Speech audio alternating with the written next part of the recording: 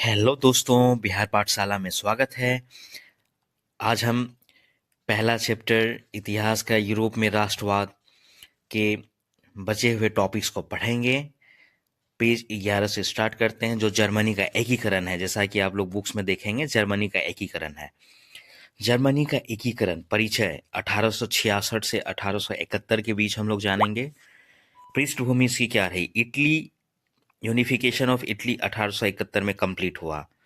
Italy के साथ साथ जर्मन क्षेत्रों में भी राष्ट्रवादी प्रक्रियाएं चल रही थी।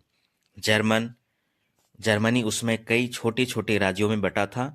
प्रसा सबसे शक्तिशाली राज्य था। उसमें से जितने छोटे राज्य थे, उसमें सबसे ज्यादा शक्तिशाली प्रसा सबसे शक्तिशाली राज्य था। नेतृत्व किसने और कैसे, इसका तरीका क्या रहा? प्रसा के नेतृत्व में एकीकरण हुआ। प्रसा ने अपना फ्रंटियर रोल अदा किया, उसके कारण उनके नेतृत्व में ही एकीकरण हुआ। यहाँ कूटनीति भी हुई, डिप्लोमेसी, युद्ध दोनों का उपयोग हुआ। आगे हम देखेंगे विस्तार से कि डेनमार्क, ऑस्ट्रिया और फ्रांस से युद्ध कैसे हुआ जर्मनी एकीकरण में।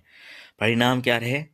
1871 में जर्मन राज्यों का एकीकरण हुआ और जर्मन साम्राज्य की स्थापना हुई।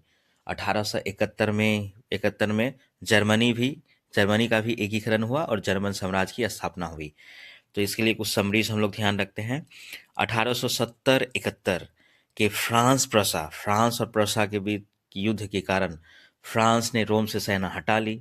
जैसे ही फ्रांस ने रोम से सेना हटाई, इस अवसर का लाभ उठाकर रोम को इटली में लिया गया। विक्टर इमानुएल टू, जो उसमें राजा थे इटली के, उन्होंने क्या किया? रोम को इटली में मिला लिया गया और राजधानी बनाया गया। 1871 तक इटली का एकीकरण पूर्ण हुआ। इसी समय जर्मनी में भी राष्ट्रवादी प्रक्रियाएं तेज थी। इटली के बगल में फ्रांस, तो ये जर्मनी, तो राष्ट्रवादी प्रक्रिया वहां भी तेज हो गई। 1866 से 1871 के बीच प्रसा के नेतृत्व में जर्मनी का एकीकरण हुआ। प्रसा फ्रंटियर था, इसके नेतृत्व में जर्मनी का एकीकरण हुआ। इटली विचारधारा विचारधारा जो एकीकरण में हेल्पफुल किया, विचारधारा मैजनी की विचारधारा, कूटनीति, माउंट काबूर की कूटनीति काम आई और जनबल का प्रयोग गेरीबाल्डी द्वारा, जननायक इनको क्या था? गेरीबाल्डी। जर्मनी में नेतृत्व किसने किया? प्रसा ने किया। दोनों की एक कंपैरिजन है। नेतृत्व किसने किया? प्रसा एक छोटा सा राज्य था, सबसे शक्तिशाली राज्य था उस समय। प्रसा ने किया। युद्ध और कूटनीति के कारण 1871 में एकीकरण हुआ। अब हम लोग आगे देखते हैं कि जर्मनी में राष्ट्रवाद का विकास कैसे, वहां राष्ट्रवाद की विकास हुई। एकीकरण से पहले वहां राष्ट्रवाद की विकास हुई, तब जर्मनी की एकीकरण हुई। जर्मनी की स्थिति मध्यकाल से, अगर थोड़ी उसकी बैकग्राउंड में जाए, मध्यकाल से 19वीं सदी तक, मतलब 1800 तक, लगभग 800 ईस्वी में जर्मनी एक सॉल्डमैन के नेतृत्व में एक साम्राज्य का भाग था। सॉल्डमैन उसमें कोई राजा थे, उसके नेतृत्व में एक साम्राज्य का भाग था मध्यकाल में, मतलब मिडिल एज में। आधुनिक युग तक आते आते जर्मनी 300 से अधिक छोटे छोटे राज्यों में बन गया। आधुनिक युग में आते आते जर्मनी कितने, अभी जो जर्मनी है 300 से अधिक छोटे छोटे राज्यों में बटा हुआ था। इन राज्यों में अलग अलग कानून थे, अलग प्रशासन थी, राजनीतिक, सामाजिक और धार्मिक भिन्नताएं भी थी।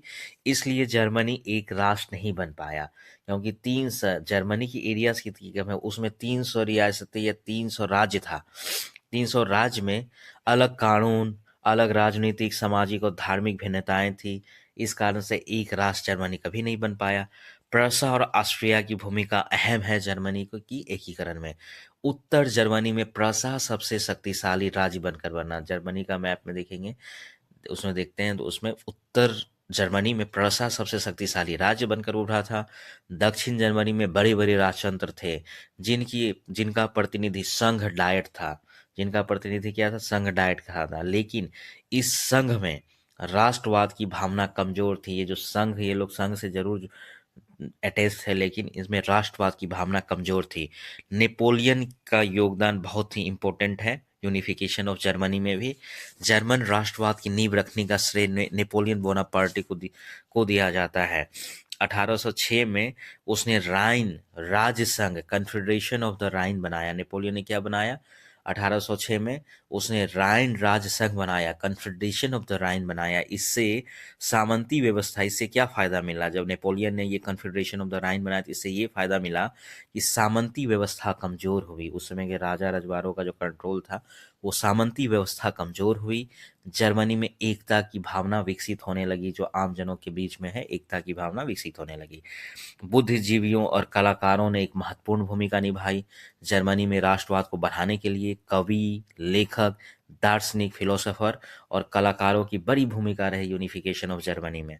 प्रमुख व्यक्ति उसमें थे जॉन गोटफ्राइड हर्डर, जो जर्मन भाषा, लोक कथाओं और संस्कृति पर जोर दिया कि जर्मन की अपनी संस्कृति है, अपनी लोक कथाएं, अपनी भाषाएं हैं। जेकोब ग्रिम, लोक कथाओं का संग्रह उन्होंने लिखा।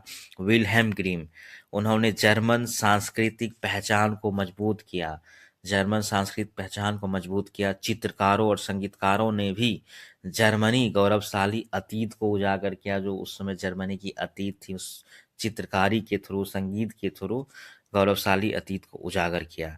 शिक्षा संस्थान और छात्र आंदोलन ने विश्वविद्यालय जर्मन राष्ट्रवाद के केंद्र बने। वहाँ जो पढ़ाई लिखाई के संस्थान थे, विश्वविद्यालय, वो जर्मन राष्ट्रवाद के केंद्र बने। शिक्षक और छात्रों ने ब्रसरशाफ्ट नामक संगठन बनाए। शिक्षक और छात्रों ने क्या? ब्रसरशाफ्ट नामक संगठन बनाए। इनका मेन उद्देश्य था जर्मन एकीकरण, स्वतंत्रता और संविधान को स्थापित करना। मेटरनिख की दमनकारी नीति थी। ऑस्ट्रिया के चांसलर थे, जैसा हम पुराने वीडियोस में भी देख चुके हैं। ऑस्ट्रिया के चांसलर थे मेटरनिख। उन्होंने, उनकी दमनकारी नीति थी कि राष्ट्रवाद को बढ़ावा न मिले। इनका पूरा नाम था क्लेमेंस वोन मेटरनिख ने राष्ट्रवादी आंदोलनों को दबाने के लिए कार्लसबेड आदेश एक लागू किए जर्मनी में। कार्लसबेड आदेश में फिर भी राष्ट्रवाद की भावना रुकी नहीं। उसमें एक आदेश इन्होंने पारित किया, कार्लसबेड आदेश बोला जाता है मेटरनिख के द्वारा, जो चांसलर थे ऑस्ट्रिया के। आर्थिक एकता के लिए, बढ़ावे के लिए एक इंस्टीट्यूशन को डेवलप किया गया, बनाया गया, जिसको जोल्वेराइन कहा जाता है। जोल्फेराइन कहा जाता है। 1834 में प्रसा के नेतृत्व में जोल्वेराइन बनाया गया, जोल्फेराइन बनाया गया। इसमें फायदा ये हुआ कि आंतरिक व्यापार आसान हो गया। आर्थिक एकता जब बढ़ी, लोगों के बीच में आर्थिक एकता बढ़ी, तो राजनीतिक एकीकरण की राह भी खुली। पैसे जब लोगों के बीच में आए तो आर्थिक एकता बढ़ी, राजनीतिक एकीकरण की राह खुली। परीक्षा के लिए हम लोग कुछ समरीज देखते हैं। जर्मनी लंबे समय तक छोटे छोटे राज्यों में विभाजित रहा। नेपोलियन के सुधारों से सामंती व्यवस्था तो कमजोर हुई, बुद्धिजीवियों, कलाकारों और छात्रों ने भी राष्ट्रवाद को बढ़ावा दिया, चाहे यूनिवर्सिटीज हो, कलाकार हो, संगीतकार हो। मेटरनिख ने दमन की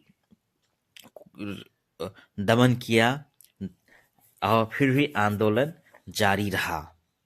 1834 के जोल्वेराइन, जो एक आर्थिक ग्रुप है, ने जर्मन एकीकरण की नींव रखी। जर्मनी में पहले सांस्कृतिक और आर्थिक एकता आई। जर्मनी में एक अलग इटली से, यहाँ पे सबसे पहले सांस्कृतिक एकता आई। सांस्कृतिक माध्यम से लोग एक दूसरे से जुड़े, आर्थिक माध्यम से जुड़े, फिर राजनीतिक एकीकरण हुआ। तो दोस्तों, ऐसे ही हम लोग हर एक चैप्टर्स की टॉपिक वाइज इस बिहार पाठशाला में हम लोग देखेंगे। क्लास 6 से 12 तक हमसे जुड़े रहें और हमारे चैनल को देखते रहें। जय हिंद, जय बिहार।